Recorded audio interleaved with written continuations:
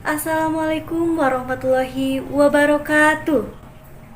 Perkenalkan, nama saya Lisda Sitiuningsi dengan NIM 192100098 dari kelas A2 2019 Program Studi Pendidikan Bahasa dan Sastra Indonesia. Izin memperkenalkan diri, nama saya Inayatul Amila dari kelas A2 2019 Pendidikan Bahasa dan Sastra Indonesia. Perkenalkan, nama saya Rosa Rita dengan NIM 19210143. Perkenalkan, nama saya Yona Yolanda dengan NIM 192101114.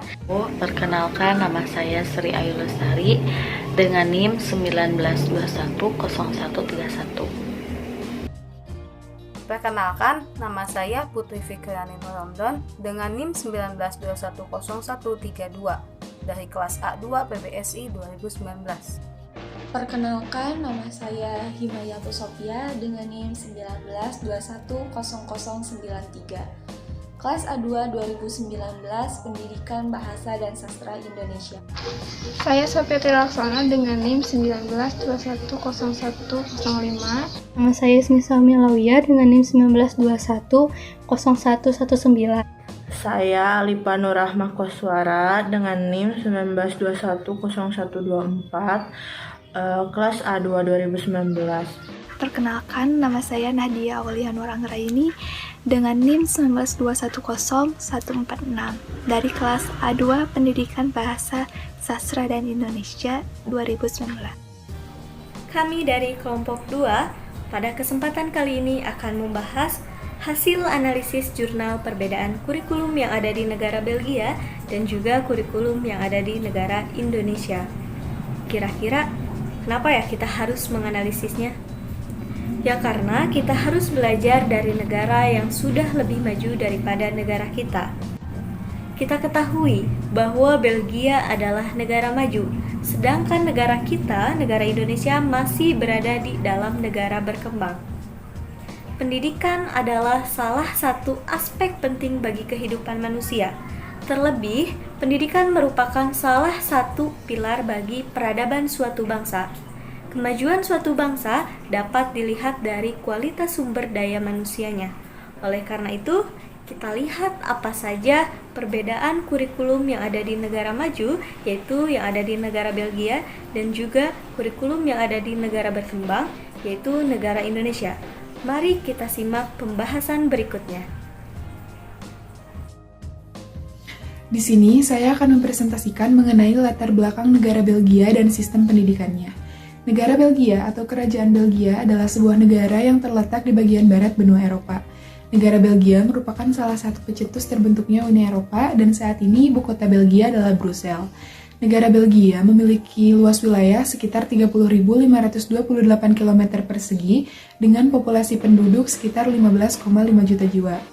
Belgia memiliki atau terdapat dua kelompok etnik utama, yaitu komunitas berbahasa Belanda atau Vlaanderen dan komunitas bahasa Prancis yaitu Wallonia, dan sekelompok kecil berbahasa Jerman. Jadi bahasa resmi di Belgia ada 3, bahasa Jerman, bahasa Prancis, dan bahasa Belanda. Mengapa demikian? Karena secara geografis Belgia berbatasan dengan Belanda di sebelah utara, berbatasan dengan Jerman di sebelah timur, dan berbatasan dengan Prancis di sebelah selatan. Belgia merdeka pada tahun 1830 dengan sistem pemerintahan monarki konstitusional. Pada Perang Dunia Kedua, Belgia turut mendirikan NATO atau North Atlantic Treaty Organization, yaitu sebuah organisasi internasional untuk keamanan bersama yang didirikan di ibu kota Belgia yaitu Brussels. Di Belgia, kebebasan pendidikan selalu menjadi topik utama dalam sistem pendidikan di Belgia. Kebebasan pendidikan sebagaimana dijamin oleh pasal 24 dari Konstitusi Belgia tidak hanya terdiri dari kebebasan tetapi juga disebut kebebasan pedagogis, yaitu kebebasan untuk mendirikan sekolah. Perlu kita ketahui bahwa Belgia menduduki peringkat ke-18 dari 20 negara sebagai negara bersistem pendidikan terbaik di dunia. Sistem pendidikan di Belgia yaitu berusaha untuk memberikan kesempatan yang sama, diskriminasi memerangi dan mencegah kegagalan sekolah, dan kebijakan Eropa yaitu kebijakan anti-diskriminasi yang telah memiliki pengaruh pada reformasi. Baik, di sini saya akan menyampaikan materi mengenai latar belakang dari negara Indonesia. Nah, seperti yang telah kita ketahui ya, bahwa negara Indonesia merupakan negara kepulauan yang berbentuk republik yang terletak di kawasan Asia Tenggara. Negara Indonesia ini memiliki kurang lebih 17.000 buah pulau dengan luas daratannya mencapai 1.922.570 km persegi dan luas perairannya mencapai 3.257.483 km persegi. Nah, pendidikan yang diselenggarakan atas dasar falsafah hidup bangsa dikenal dengan pendidikan nasional. Pendidikan nasional ini berlandaskan Pancasila dan Undang-Undang Dasar tahun 1945.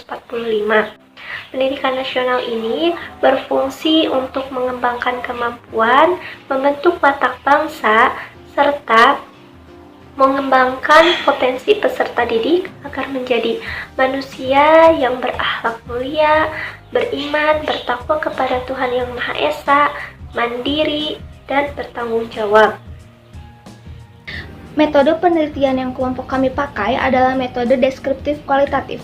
Metode penelitian deskriptif kualitatif yaitu untuk menyajikan gambaran lengkap mengenai setting sosial. Penelitian deskriptif kualitatif juga dapat menerjemahkan data yang berkaitan dengan keadaan sosial serta koneksi antar variabel dan fakta-fakta karena akibat dari lingkungan itu sendiri. Kajian teori berdasarkan jurnal dengan judul Perbandingan Negara Belgia dengan negara Indonesia yang dipublikasikan pada tahun 2017 oleh Rahmi Novalita. Kurikulum sudah tak asing lagi bagi masyarakat di Indonesia, khususnya orang-orang yang berkecimpung di dalam dunia pendidikan. Dalam 2 tahun terakhir ini, sistem pendidikan di Indonesia mengalami pergantian kurikulum yang sebelumnya menggunakan kurikulum KTSP, lalu digantikan dengan kurikulum 2013. Dengan bergantinya kurikulum ini, banyak menimbulkan pro dan kontra dari beberapa pihak, terutama dari pihak siswa. Tentunya kita sering bertanya-tanya, apa sih penyebab kurikulum itu diganti? Mengapa kurikulum itu diganti padahal lebih nyaman dengan kurikulum yang sebelumnya? 1. Perkembangan zaman. Dalam sejarah pendidikan di Indonesia, kita tercatat sudah berganti kurikulum sebanyak 11 kali, dari kurikulum tahun 1947 hingga kurikulum 2015 yang katanya adalah penyempurnaan dari kurikulum 2013 lalu. Nah, hal tersebut dikarenakan zaman yang terus-menerus berkembang dan mengalami kemajuan. Kedua, perkembangan ilmu pengetahuan. Sesuai dengan perkembangan suatu zaman, maka ilmu pengetahuan pun ikut berkembang dengan pesatnya. Perkembangan ilmu pengetahuan ini tentunya mengalami perkembangan dalam berbagai cabang ilmu, menghasilkan teori-teori yang baru dan metode-metode baru dalam memenuhi proses belajar mengajar. Ketiga, pertumbuhan penduduk yang pesat. Dengan bertambahnya penduduk dalam suatu negara, maka bertambah pula orang yang membutuhkan pendidikan itu sendiri. Hal inilah yang menyebabkan perubahan kurikulum dengan mengubah cara atau pendekatan kegiatan belajar mengajar yang selama ini digunakan. Perlu ditinjau kembali dan diubah menjadi lebih baik dan efektif bagi banyak orang. Baik, di sini saya akan menjelaskan tentang sistem pendidikan di Belgia. Yang pertama ada otorita. Di sini otorita terbagi menjadi 3 level ya di Belgia. Yang pertama ada pemerintah federal yang mengatur urusan luar negeri, pembangunan, pertahanan, ekonomi, kesejahteraan sosial, keamanan sosial, transportasi, energi, dan sebagainya. Pemerintahan federal ini mengendalikan lebih dari 90% semua pajak.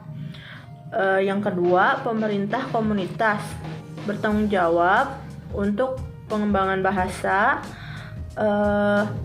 pendidikan, dan budaya di sebagian besar sekolah. perpustakaan, dan budaya.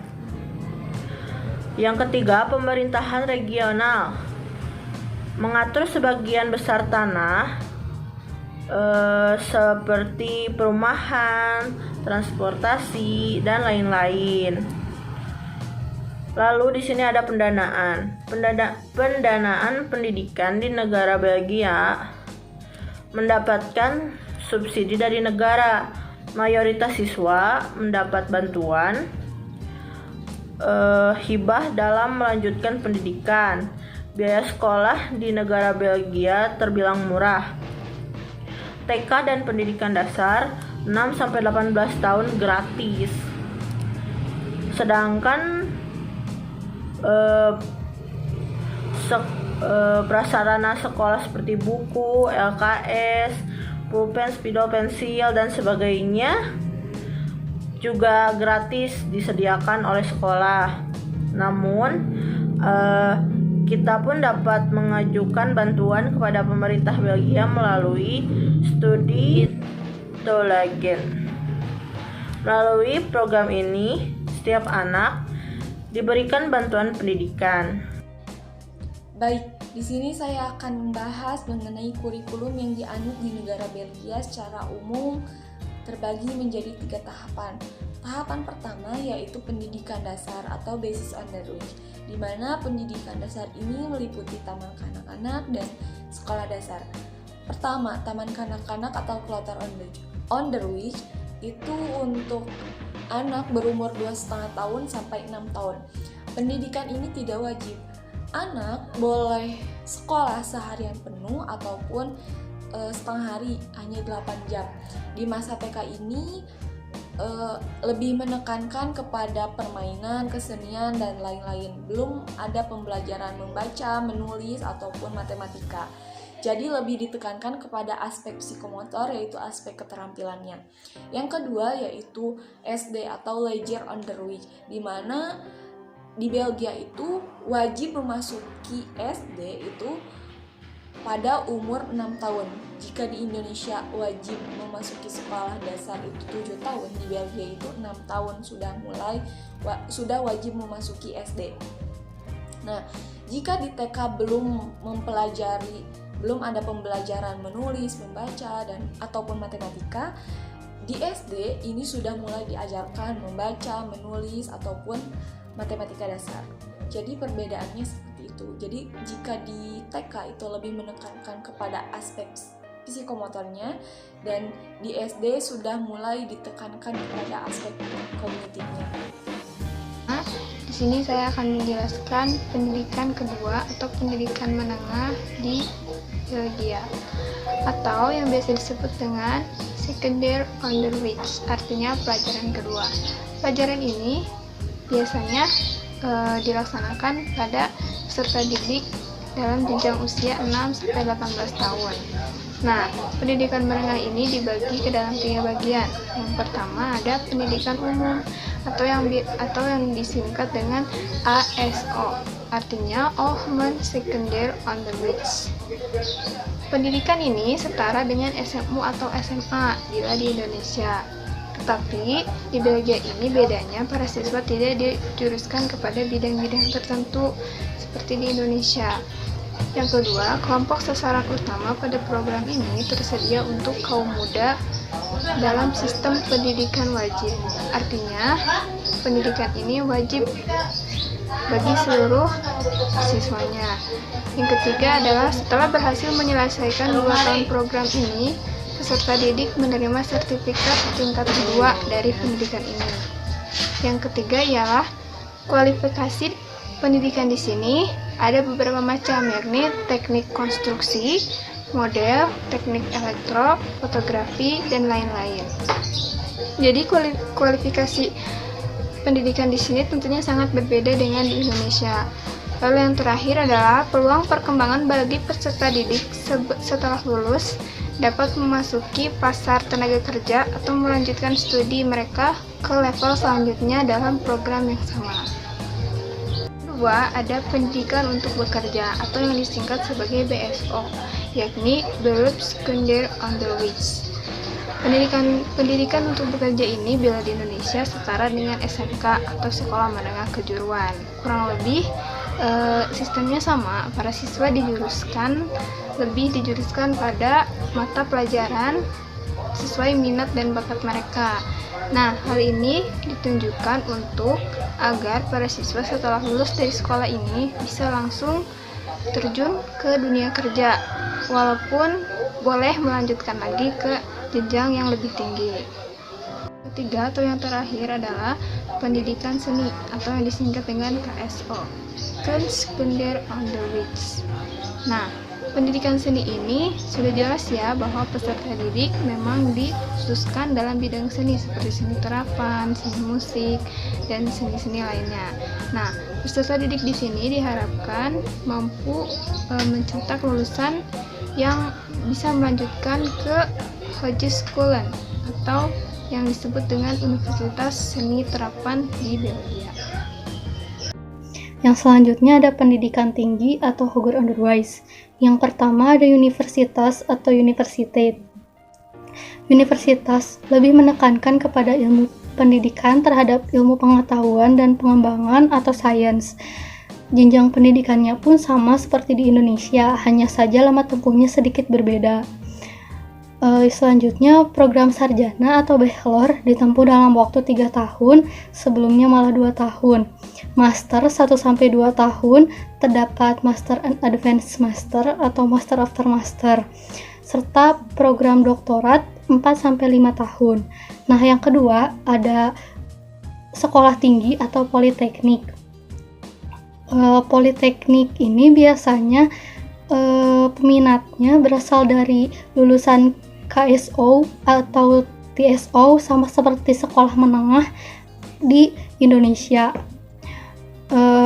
Lulusannya disiapkan untuk langsung bekerja, sama seperti politeknik atau sekolah tinggi yang ada di Indonesia.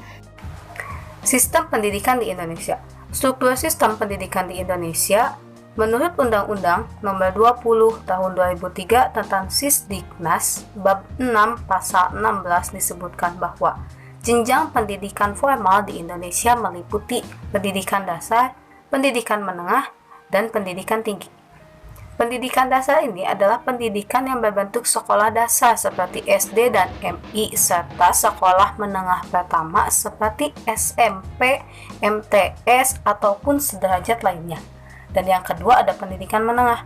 Pendidikan menengah umum berbentuk SMA, MA, SMK, dan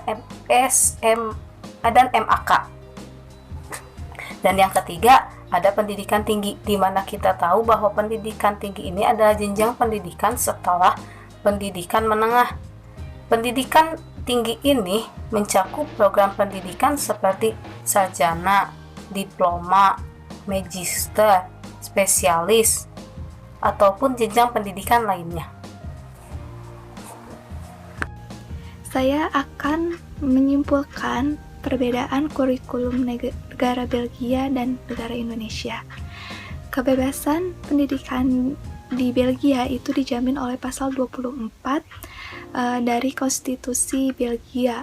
Tidak hanya terdiri dari kebebasan, tetapi juga disebut kebebasan pedagogis, yaitu hak untuk mendirikan sekolah. Sistem pendidikan yang ada di negara Belgia berusaha untuk memberikan kesempatan yang sama, diskriminasi memerangi, dan mencegah kegagalan sekolah. Biaya sekolah di Belgia itu terbilang murah. Dari TK sampai pendidikan dasar, usia 6-18 tahun itu gratis. Sistem perkuliahan sama dengan negara lain sesama Uni Eropa. Ini berdasarkan ECTS, yaitu European Credit Transfer System.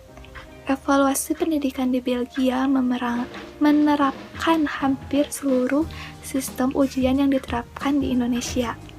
Sistem yang digunakan sangat bergantung kepada dosen yang bersangkutan. Yang cukup unik yaitu adalah untuk program S1 dan S2. Biasanya ujian akhir dilakukan dengan 2 tahap, yaitu ujian tertulis yang kemudian diikuti dengan ujian lisan. Ujian lisan ini dilakukan untuk mengonfirmasi jawaban di ujian akhir sekaligus pendalaman pertanyaan yang diberikan oleh dosen pengajar. Sehingga kurikulum pendidikan di negara Belgia dan Indonesia tidak jauh berbeda. Hanya saja ada beberapa perbedaan usia masuk sekolah, pendanaan, durasi pendidikan, materi yang diajarkan, dan juga jenjang pendidikannya. Wah, sangat luar biasa sekali ya pembahasannya. Tadi sudah dipaparkan beberapa perbedaan, persamaan kurikulum yang ada di negara Belgia dan juga negara Indonesia. Terima kasih dan mohon maaf atas segala kekeliruan. Kami pamit undur diri. Wassalamualaikum warahmatullahi wabarakatuh.